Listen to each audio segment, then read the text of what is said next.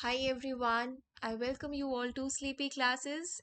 मैं उम्मीद करती हूँ आप सारे बहुत अच्छे हैं और बिल्कुल हेल्दी हैं एंड बहुत ज़रूरी है तो ही घर से बाहर जा रहे हैं और अपने साथ साथ अपने परिवार वालों का भी ख्याल रख रहे हैं और ये भी उम्मीद करती हूँ और प्रे करती हूँ कि आपके साथ साथ आपके परिवार वाले भी स्वस्थ रहें।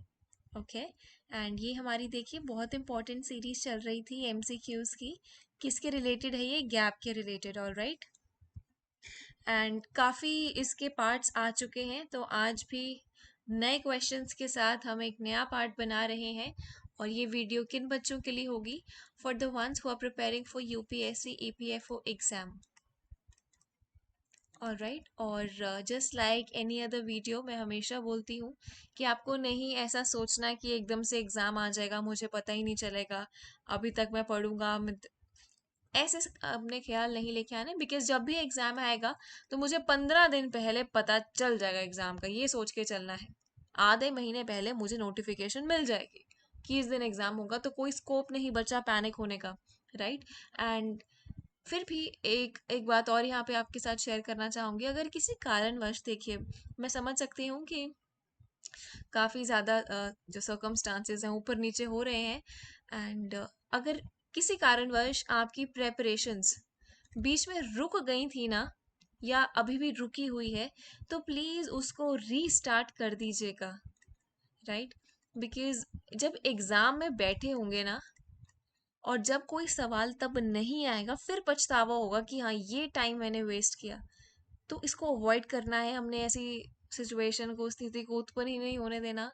और रीस्टार्ट करिए। राइट। रीस्टार्ट करिए अपनी प्रेपरेशंस को।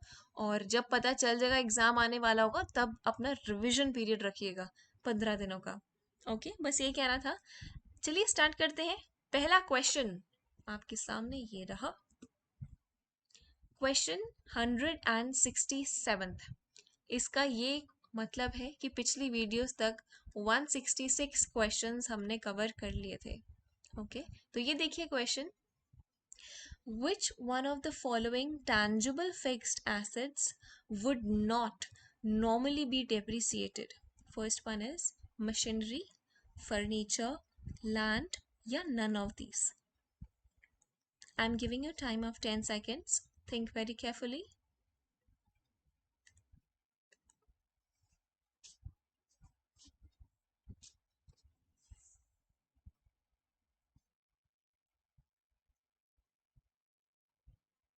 आई think we are ready to discuss the answer of this question. ये देखिए, इस सवाल का जवाब है लैंड। सी। देखो, which one of the following tangible assets. Tangible assets हमें पता है ना कहाँ शो होते हैं? बैलेंस शीट में शो होते हैं। और इनमें एक खासियत है कि इनमें क्या चीज लगती है? क्या लगता है इनमें? डेप्रिसिएशन। डेप्रिसिएशन आपके हर एक फिक्स्ड एसेट जो टैंजिबल फॉर्म का है, उसमें आपकी डेप्रिसिएशन लगती है। राइट। चलिए यहाँ से ना एक क्वेश्चन पूछती हूँ आपसे।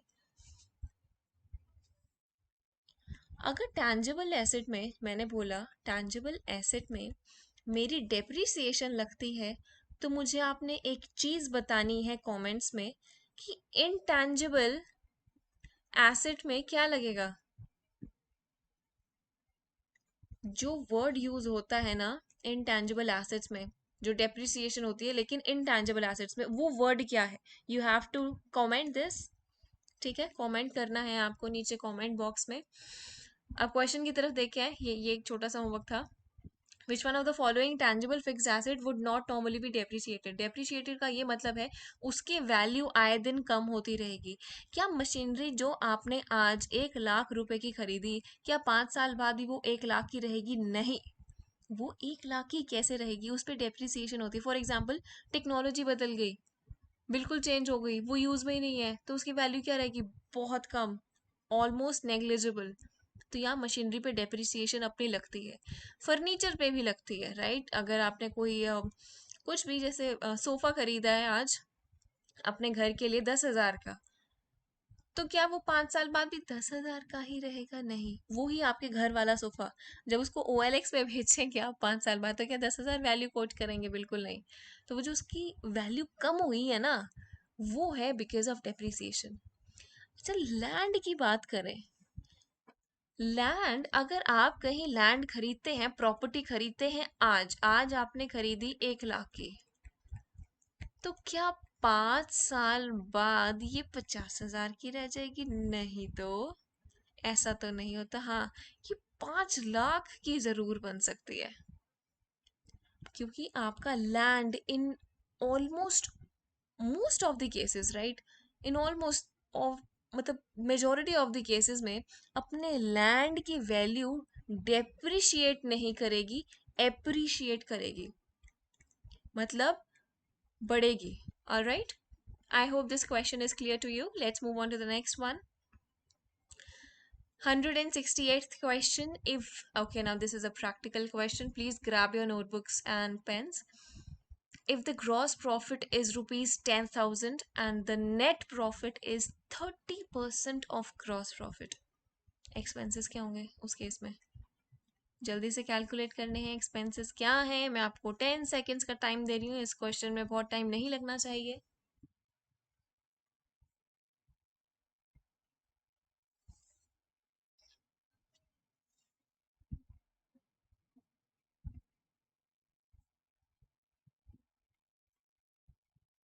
ओके, आई थिंक अभी तक बन गया होगा ये आंसर।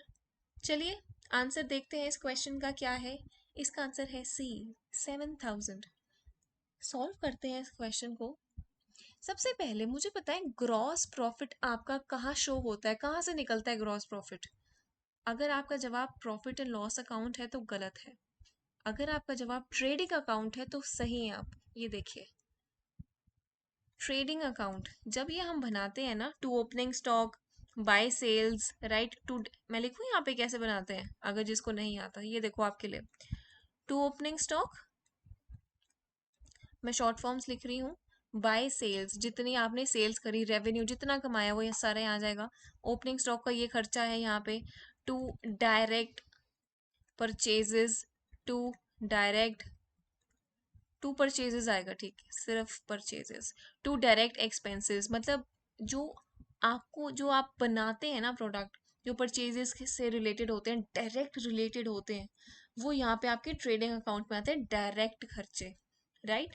फिर यहाँ पे आएगा बाय क्लोजिंग स्टॉक, और जो जहाँ वैल्यू बचती है ना, फॉर एग्जाम्पल यहाँ मेरा क्रेडिट की आइटम्स, ये देखिए, let me change the colour, ये आपके क्रेडिट की आइटम्स ज़्यादा हैं, आपने ज़्यादा कमाया है, खर्चे आपके कम हुए हैं, तो ये क्या होगा, टू ग्रॉस प्रॉफिट। पहली बात तो ग्रॉस प्रॉफिट मेरा कहाँ आता है, ट्रेडिंग अकाउंट में। इसके बाद प्रॉफिट एंड लॉस अकाउंट बनता है। ये जो ग्रॉस प्रॉफिट आप देख रहे हैं ना, डेबिट साइड पे निकला है, ये अब क्रेडिट साइड पे शो करते हैं हम, बाय ग्रॉस प्रॉफिट, जितनी अमाउंट थी, और यहाँ पे टू इनडायरेक्ट एक्सपेंसेस, मतलब जितने इनडायरेक्ट मेरे खर्चे हुए ना, वो सब खर्चे कर करके लास्ट में मेरे पास क्या बचता है, टू नेट प्रॉफिट। ये बहुत ज़रूरी चीज़ लिखी है मैंने, आपको नहीं पता, लेकिन आपके सामने फॉर्मूला लिख बैठी हूँ मैं, राइट। टू नेट प्रॉफिट मेरा जितना आएगा। तो क्या आप एक चीज़ देख पा रहे हैं, ये देखिए, ग्रॉस प्रॉफिट में से, क्या मैंने यही बात बोली, ग्रॉस प्रॉफिट में से जब इनडायरेक्ट खर्चे माइनस कर दूंगी तो मेरे पास नेट प्रॉफिट आ जाएगा। ओके, क्वेश्चन में हमारे पास अगर ग्रॉस प्रॉफिट दिया हो और नेट प्रॉफिट दिया हो, तो क्या मैं ये एक्सपेंसेस निकाल सकती हूँ? Answer is yes, of course. चलिए, यही तो दे रखा है, ग्रॉस प्रॉफिट कितने हैं, 10,000, ऑल राइट, ठीक है। नेट प्रॉफिट कितना है, वो डायरेक्ट नहीं दे रखा, 30% ऑफ ग्रॉस प्रॉफिट लिखा हुआ है उसने, तो 30% ऑफ 10,000 कितना आता है, 3,000, ठीक है। मेरे पास नेट प्रॉफिट्स हैं 3,000 के, मेरे पास ग्रॉस प्रॉफिट है कितना, 10,000 का। तो क्या मैं ये बैलेंसिंग फिगर निकाल सकती हूँ एक्सपेंसेस की? Of course I can calculate expenses, वो कितने आ जाएंगे, GP minus NP, how much, 10,000 minus 3,000 कितना आया? 7,000। इसी वजह से 7,000 हमारा आंसर है। I hope the story is clear to you, the concepts are clear to you. And फिर भी अगर कोई दिक्कत लगे आपको तो आप पूछ सकते हैं कमेंट्स में। ओके, आगे चलते हैं। Next question, question 169। Of the following, which one is not a characteristic of bearer debentures? अब ना हम डिबेंचर्स की बात करेंगे। बेसिकली ना मैं इसके क्वेश्चंस लेके आई हूँ बिकॉज किसी बच्चे ने रिक्वेस्ट किया था कमेंट्स बॉक्स में कि डिबेंचर्स के क्वेश्चंस करवाएं। तो आज डिबेंचर्स के आपके पास थ्योरेटिकल क्वेश्चंस आए हैं। क्वेश्चन को ध्यान से पढ़िएगा। Of the following which one is not, not, ये ना नॉट बहुत मुश्किल, मतलब बहुत ज़रूरी है पेपर में देखना, बिकॉज ये आंसर आपका डिटरमिन करता है। अगर ये नॉट नहीं देखेंगे ना, आंसर एक शब्द नहीं देखेंगे ना, तो पूरा का पूरा आंसर गलत हो जाएगा। तो क्वेश्चन को अच्छे से पढ़ना जरूरी है। Which one of the following is not a characteristic of bearer debentures? Is it A, they are transferable by mere delivery? The holder is eligible for interest receipt irrespective of identity. B, C, they are treated as negotiable instruments. Or D, their transfer requires a deed of transfer. इसमें से कौन सा एक characteristic नहीं है bearer debentures का? A B C D, जल्दी बताएं, सोच के बताएं, 10 सेकेंड। अगर नहीं आता कोई दिक्कत नहीं है, कोई दिक्कत नहीं है, अटेम्प्ट जरूर करिए, सोचिए।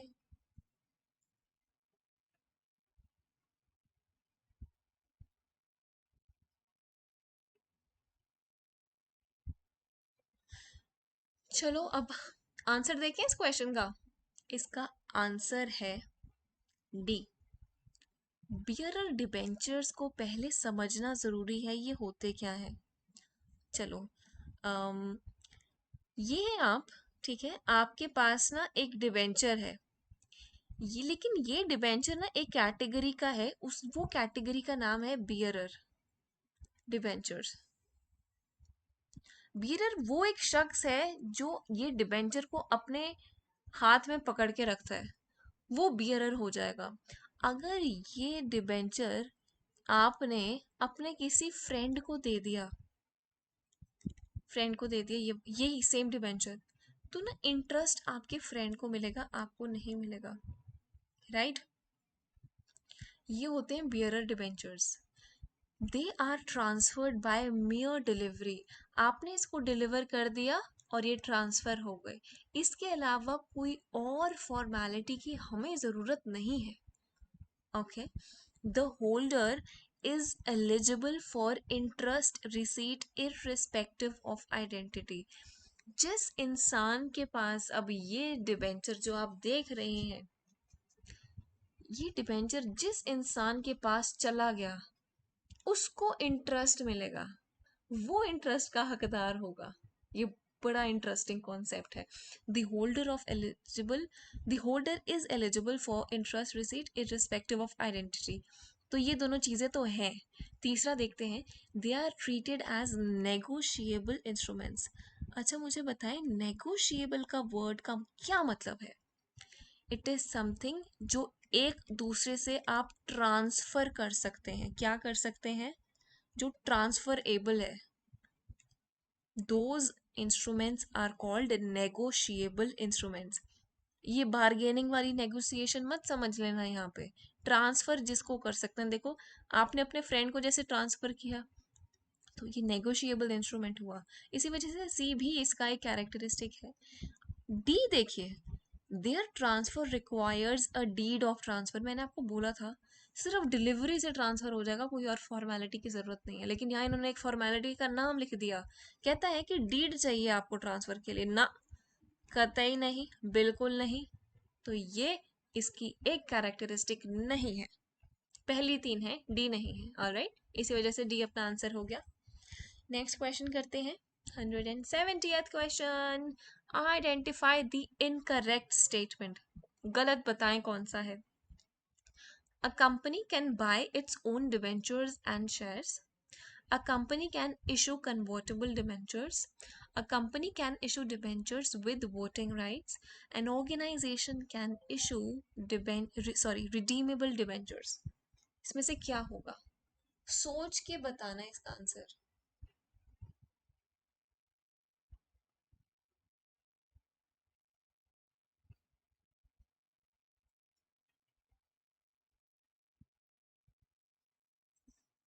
अब डिस्कस करें इसका आंसर क्या होना चाहिए. ओके देखते हैं. इसका आंसर होगा C. A company can issue debentures with voting rights. ये इनकरेक्ट स्टेटमेंट है. बाकी स्टेटमेंट्स को पहले समझते हैं फिर इस पे आते हैं. कहता है कि company can buy its own debentures and shares. एक कंपनी, आपको बताती हूँ, एक कंपनी जो अपने शेयर्स इशू करती है ना, ये रहे शेयर होल्डर्स. एक कंपनी इनको शेयर्स इशू करती है. आपको पता है ये कंपनी इन्हीं शेयर होल्डर से अपने शेयर वापस भी ले सकती है. मतलब ऑब्वियसली खरीद के, जबरदस्ती नहीं, खरीद के, और एक इनको ज्यादा अमाउंट दे के ही वापस लेगी. बिकॉज अगर 10 रुपए का शेयर ये 10 रुपए में ही खरीद रही है तो ये क्यों ही देना चाहेंगे, राइट. 10 रुपए का शेयर फॉर एग्जाम्पल ये 11 रुपए में खरीदती है, अपने ही शेयर को खरीद रही है शेयर होल्डर से. इस फिनोमिना का एक नाम है, वो लिखिए. बाय बैक ऑफ शेयर्स और डिबेंचर्स जो भी है. ठीक है, तो कंपनी कर सकती है, ये ठीक बात है. अ company can issue convertible debentures. अच्छा, ये ना नाम से आपको क्या लग रहा है? वो डिबेंचर्स जो आप कन्वर्ट कर सकते हैं. ठीक है, लेकिन किसमें, किसमें कन्वर्ट कर सकते हैं, कौन बताएगा? The answer is debentures can be convertible into, yes you are right, equity shares. Convert करवा सकते हैं आप, और उनका नाम होता है कन्वर्टेबल डिबेंचर्स. फोर्थ स्टेटमेंट देखिए, मतलब बी भी अपनी ठीक हुई. फोर्थ स्टेटमेंट देखिए. An organisation can issue redeemable debentures. अब ये रिडीमेबल क्या होता है, किस बला का नाम है? मैंने ना आपको इसका मतलब बता रखा है अपनी पुरानी क्लासेस में. जो बच्चा रेगुलरली फॉलो कर रहा है he must be knowing this. Redeemable debentures का ये मतलब है, आपको ना, जैसे आप हैं डिबेंचर डिबेंचर होल्डर्स, मतलब आपने एक कंपनी से डिबेंचर्स लिए हैं और कंपनी आपको इंटरेस्ट पे करती है. ठीक है, ये है कंपनी, आपको इंटरेस्ट पे करती है, आप डिबेंचर होल्डर हैं. रिडीमेबल का ये मतलब है कि समय आने पे, कुछ समय होगा, निर्धारित होगा, ठीक है, डिसाइडेड होगा, वो आने पे आपको अपना प्रिंसिपल अमाउंट प्लस जितना भी इंटरेस्ट रहता था वो मिल जाएगा. वो मिल जाएगा प्रिंसिपल अमाउंट के साथ इंटरेस्ट. जितना आपने इन्वेस्ट किया था ना इस डिबेंचर में, सूद समेत वो आपको वापस मिल रहा है ना. इसका मतलब है रिडीमेबल डिबेंचर्स. एक रिडीमेबल डिबेंचर्स होंगे और दूसरे होते हैं इररिडीमेबल. ऑलराइट, ये टाइप्स हैं इसकी, तो ये भी होते हैं. अ company can issue debentures with voting rights. Now this is absolutely wrong.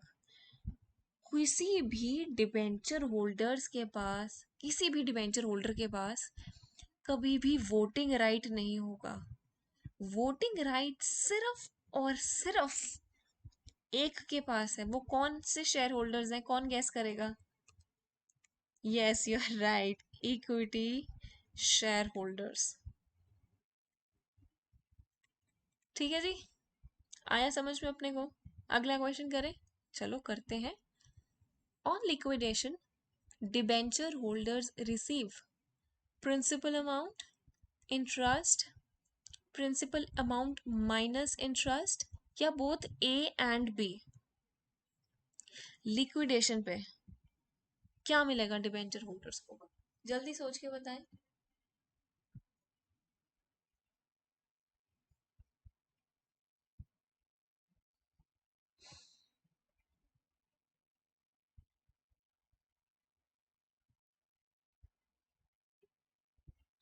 चलो इसका आंसर देखते हैं. The answer of this question is D, both A and B. Of course debenture holders हैं वो, मतलब इन्होंने कंपनी पे उधार दिया हुआ है. ये ओनर नहीं है। ओनर तो समझ जाएगा कि हाँ लिक्विडेट हो रही है, लॉस आ गया, तो मैं ना भी लूँ पैसे मुझे चलेगा। लेकिन ये ओनर्स नहीं है, ये बाहर के लोग हैं, ये क्रेडिटर्स हैं एक तरह से। क्रेडिटर्स हैं आपके डिवेंचर होल्डर्स एक तरह से, बिल्कुल सेम नहीं बोल रही हूँ, एक तरह से क्रेडिटर्स हैं, ऐसे समझिए आप। फॉर एग्जाम्पल, एग्जाम्पल के तौर पे समझा रही हूँ। ये आपसे इंटरेस्ट तो मांगेंगे ही मांगेंगे, जो आप इनको हर साल या हर आफ्टर एवरी 6 मंथ्स आप इनको दे रहे हैं। ये उसके साथ साथ जो इन्होंने आपकी कंपनी में पहले इन्वेस्ट किया था ना, प्रिंसिपल अमाउंट, वो भी वापस मांगेंगे। तो प्रिंसिपल अमाउंट भी मांगते हैं और इंटरेस्ट भी मांगते हैं, इनको कोई फर्क नहीं पड़ता लिक्विडेशन में आपके पास, आप मतलब कंपनी के पास प्रॉफिट है कि लॉस है ना, इनको तो चाहिए। ठीक है, आगे देखते हैं। You need to identify the correct statement now. Debenture holders are owners of the business. Debenture holders receive principal amount only on liquidation. A debenture issued at discount can be redeemed at premium. कि none of the above, मतलब कोई भी statement ठीक नहीं है। सोचना इसमें, कुछ कॉन्सेप्ट्स ना आपको क्लियर हो गए होंगे, मतलब मैं मानती हूँ ए और बी ये आपको आता होगा, बिकॉज अभी पढ़ा है। हो सकता है सी नया हो, फिर करिए question.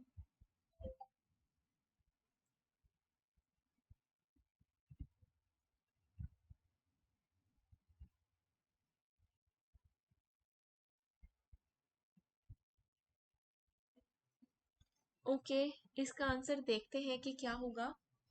The answer of this question is C. Debenture holders are owners of the business, ये गलत गलत। वो क्रेडिटर्स होते हैं, और ओनर्स कौन होते हैं अपने? Equity share holders, right, share holders, ये ओनर्स होते हैं। Debenture holders receive principal amount only, no. ये देखो पिछले क्वेश्चन में देखा, लिक्विडेशन में डिबेंचर होल्डर्स के पास क्या आता है? प्रिंसिपल अमाउंट के साथ साथ क्या आता है? इंटरेस्ट। तो यहाँ ओनली ओनली प्रिंसिपल अमाउंट लिखा है, तो ये भी गलत हो गया। ये दोनों तो गलत है, हमें करेक्ट स्टेटमेंट देखनी है। अब सी में थोड़ी सी उम्मीदें जाग रही हैं कि सी हो जाए काश। सी को देखते हैं।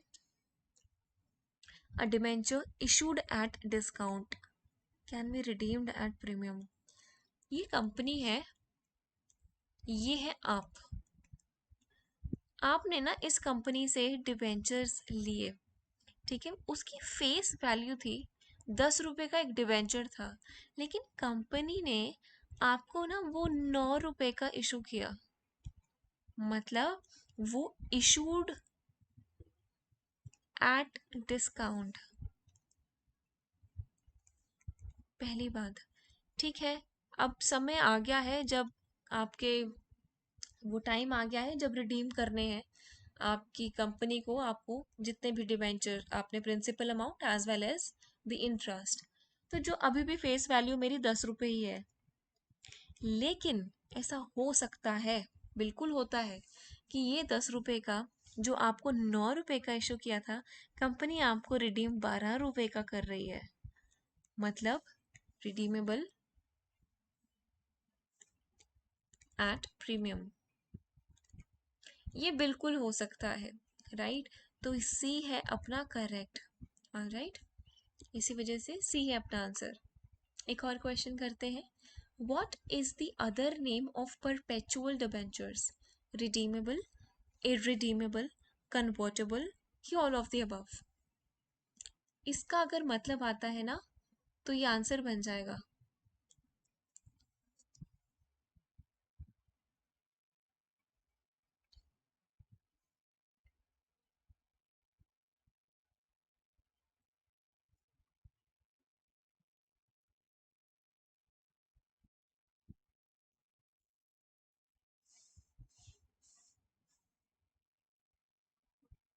चलो देखते हैं इस क्वेश्चन का आंसर अपना क्या है। इसका आंसर है इररिडीमेबल डिबेंचर्स। परपेचुअल का सबसे पहले मैं मतलब आपको बताती हूँ, वो चीज जो कभी अंत नहीं होते, जिसका कोई अंत नहीं है, परपेचुअल जो हमेशा एग्जिस्ट करेगी, हमेशा एग्जिस्ट करेगी। This is perpetual, okay. Redeemable debentures मैंने आपको बताया क्या होते हैं। क्या होते हैं रिडीमेबल डिबेंचर्स? जो after a fixed date gets redeemed. Redeemed का मतलब है आसान शब्दों में रिटर्न, है ना।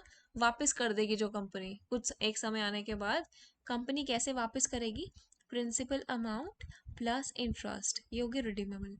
कन्वर्टेबल डिबेंचर्स का तो मतलब आपको मैंने पहले ही बता दिया, वो debentures which get converted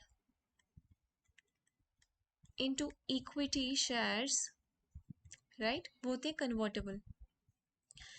irredeemable debentures जो आफ्टर मतलब जो सिर्फ और सिर्फ लिक्विडेशन पे ही कंपनी आपको वापस करेगी, और उससे पहले ऐसा कोई समय नहीं आएगा, कोई समय नहीं आएगा जब कंपनी आपको प्रिंसिपल अमाउंट भी वापस करेगी।